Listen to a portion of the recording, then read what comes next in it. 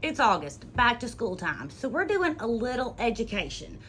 What size needle do you use for what stuff?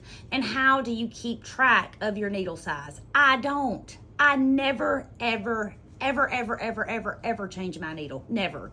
I use an 80-12 in my sewing machine, and I use a little heavier one in the quilt machine that I have and in my embroidery machine. But I never change the needle, ever. I do not change it for denim. I do not change it for multiple layers. I don't change it often enough. I change it when it breaks, to be honest.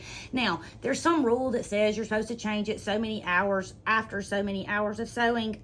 I'm not doing that, simply because I don't think about it. I'm too busy, focused on whatever I'm doing, that it doesn't occur to me until I start hearing my needle going click, click, click, click. That lets me know I need a new one. Or my stitches start to skip, then I need a new one, or it breaks. That's when my needles get changed. I do not ever change the needle size. I use a universal size, the one down the middle that is for quilt cotton, and all of the projects that you see me create here are all made with that needle. Now, I'm not saying you shouldn't change your needle. I want you to change it to whatever size you want to, and I want you to use it and be thrilled slap to pieces. I just want you to know that I don't change mine. As a beginner, I was not, first of all, I couldn't afford to buy a bunch of needles for projects that I wasn't sure I was going to use it for. I didn't know what I needed.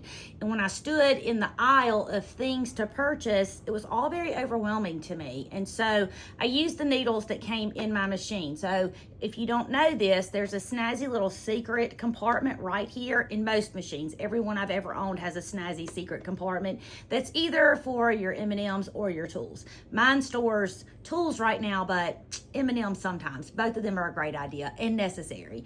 And so I used the needles that came with my machine, and when I ran out of those, then I just bought the universal ones because I thought I could do the most possible projects with those.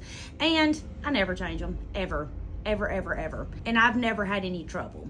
So that's my 2 cents. I'm not telling you that you don't need to change your needle size. I'm just telling you that I don't.